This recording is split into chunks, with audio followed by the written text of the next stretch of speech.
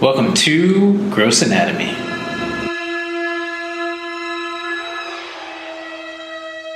Are we live, Lauren? We are live, Dr. Cohen. We are live with Gross Anatomy podcast, where we explore the sights, smells, and sounds of medicine and how it pertains to pop culture, meaning books, movies, TV, and the world around us. And I'm Lauren Taylor. And I'm Lauren Taylor. I'm Lauren Taylor. Joined with Dr. Jason Cohen. Cohen. It's funny. We do what's called a timeout in the operating room. Actually, we were just discussing it with our pre-med students today about and we discussed it on our Dr. Death TV episode. That's right. We talked about the timeout. Yeah. And sometimes, depending on my mood, I try to make it engaging for everybody to kind of, because it's important. We do the timeout just like pilots do their checklist before the flight. And it's kind of a routine thing to make sure we don't accidentally cut the wrong side off or operate on the wrong side and this and that. So I sometimes will try to make it more fun and engaging. So I'll sometimes be like, just like I said, Dr. Jason Cohen. I'll sometimes do stuff like that to be a little fun and silly, but really the timeout is a serious time too, where we really just focus on exactly what we're going to be doing.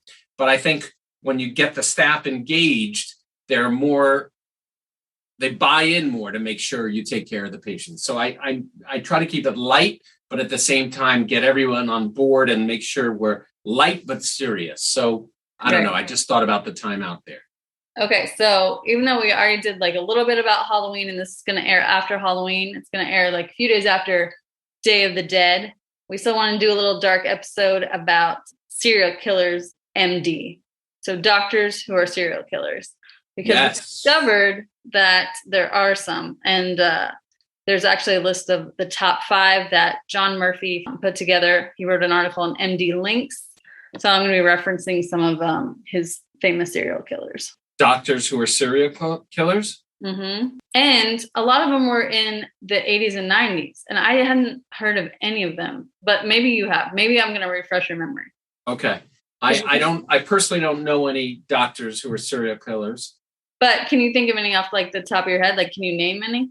No, except for I don't consider him a serial killer. I consider him a hero, I think. But Kevorkian, who did assisted suicide, some people might call him a serial killer to some degree. But and we agree on that one. That I don't think he's a serial killer either. So in this article, he says, do doctors make the best serial killers? Maybe so. Doctors have expert knowledge of the fertilities of the human body. They have access to any number of deadly instruments and poisonous medicines. But he did say that most doctors obviously do not become serial killers. That just pertains to these 5. I'm not totally sure, but I think most doctors don't. Yeah. I mean, that does go without saying. Right. But, okay. So this guy, I don't know if you've heard of him. It's Michael Swango. Swango. I do not know Swango. All right. He graduated summa cum laude from college in 1979. And he would go on to fatally poison as many as 60 patients and colleagues between 1981 and 1997. Wow. He did his colleagues too. Yeah. He did a surgical internship at Ohio State University Medical Center. And then some nurses were taking note that patients kept dying suddenly. And they investigated, but he was cleared of any culpability. So and that was in 1984. So they could have caught him then, but they didn't. And then after his internship ended, he ended up becoming an EMT, and he poisoned his colleagues with arsenic. And that he was proven guilty of, and he spent 5 years in prison. But from there, somehow he got a job at the VA hospital in New York State. Wait, he killed someone by giving them arsenic? No, he poisoned his EMT colleagues after his internship ended. He went on to become an EMT, and he spiked their coffees with arsenic. And that he was proven guilty of, and he spent 5 years in prison for that. But I guess they didn't die. I don't know how easy it is to get arsenic. Yeah, so maybe that's why he was able to be proven so easily. Interesting. So that of an interesting note, I'm gonna cut you off. Go. I think I could be wrong. Apples. Don't apple seeds have a certain amount of arsenic in them? Am I making that up? I don't know. And then there's a movie with Michelle Pfeiffer where you could just like get a plant and like poison someone, like easily kill them too. Was it an orchid? No. Well, there's a lot of toxic stuff in a lot of plants, but what does apple seeds have? Yep, it has arsenic in it. Apple seeds. Not a lot, but I guess if you have enough apple seeds, you could probably poison someone. It's a lot of yeah, because like even if you're a doctor, it's not like you have access to arsenic. Why would you guys have that? I don't. There's no reason as a doctor to have. Oh no, cyanide. I think cyanide is in. Yeah, cyanide. Is that the same as arsenic? I don't know. I've never tried to poison anyone. Yeah, so apple seeds have cyanide in them. So theoretically, if you get a lot of apple seeds, you could get cyanide and poison someone. But that's a lot of apple seeds. Yeah, it doesn't say how he got it, but yeah, he was in prison for 5 years after that, and then he kind of forged some documents, and he ended up working at a VA hospital where patients mysteriously were dying. And then they found out that he lied and he was in prison, so he shouldn't have been at the VA hospital. So they fired him. But that finally put him on the FBI radar.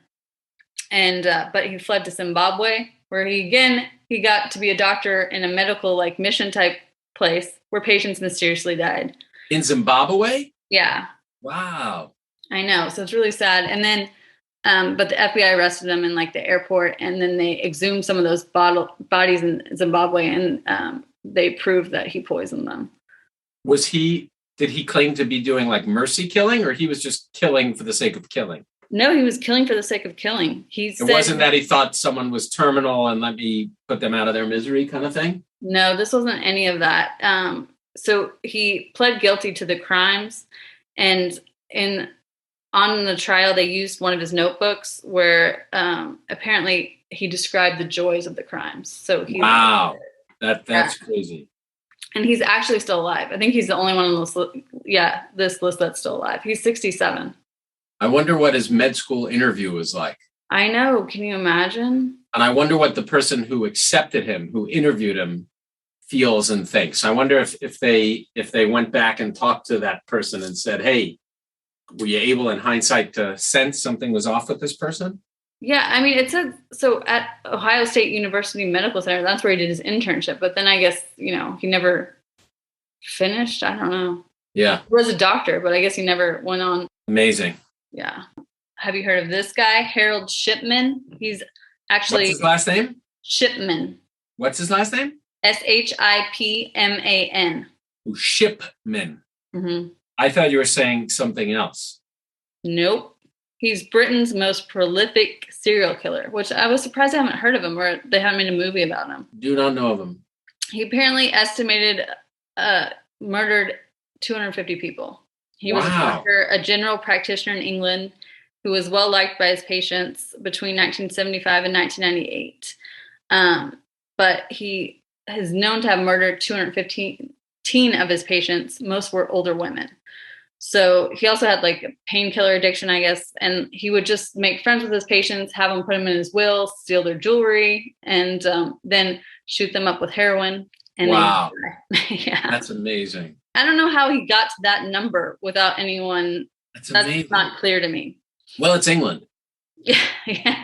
No, I don't. But I don't either. Yeah. One thing that's amazing that you said is he would get people to put them in his will. That's pretty amazing. Yeah. And sign over their estates and all that stuff. And then somehow he's finally found guilty. I don't know that part, but he received multiple life sentences for his heinous crimes. And but he's not alive because he hung himself in prison in 2004. I don't blame him, I guess.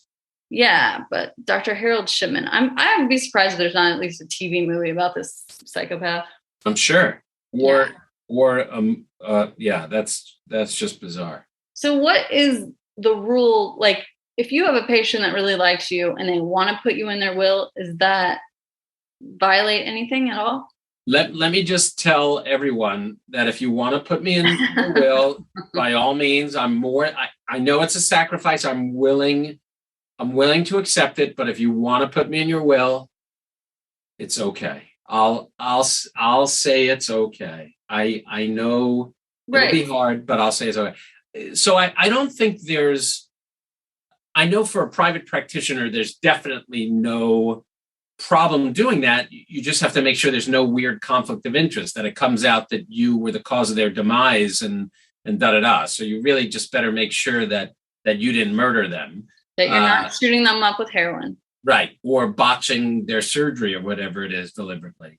Mm-hmm. For a doctor on staff at a certain institution, there might be some kind of conflict of interest. You definitely would have to report it, and that hospital could decide that it's not okay. They may not allow that.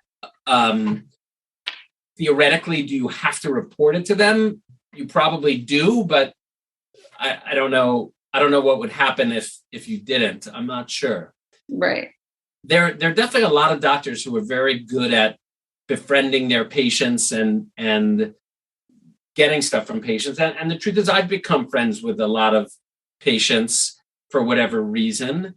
It tends to be the other way around, where they get stuff from me because I'm their doctor friend who tends to help them, work the system sometimes a little bit and help them if they, need a prescription or need to get into a doctor, another specialty other than mine. But I think that's why a lot of times, sometimes people love having doctors as friends, is kind of, they feel like they have a concierge doctor as their friend. Right. But there's some docs who are really amazing at getting stuff from patients. I've gotten some benefits from certain patients that I've become friends with, but I envy those who have fly on jets and go down to mega vacations and all that kind of thing. That's an art form. And then there are some doctors, we have a research foundation where we do research, and the funding for that research we have to come up with, and it's always a challenge. And we've been major failures, my partners and I, in trying to get grateful patients to donate even a few $100s here and there. We've been very bad at getting grateful patients to donate. And that's a whole other skill that amazes me. There's some doctors who just know how to, who have research interests and research foundations or grants or this and that, who are able to get from their well-to-do patients or even non-well-to-do patients donations for research. And that's a whole skill that I wish I had. I don't have it. Right. And it's time consuming too. So you probably just need someone devoted to that is the thing. Yeah. We actually even have someone now trying to help us with it. And that person is surprisingly disappointed and that we haven't, even with her help, we've still been failing. And I don't know what the problem is. Who knows? Yeah. And then some people can get a whole wing donated. Right. Or some endowed chair, and yeah, exactly. Yeah. And it's pretty amazing. Well, I wish you guys luck in that aspect. Thank you.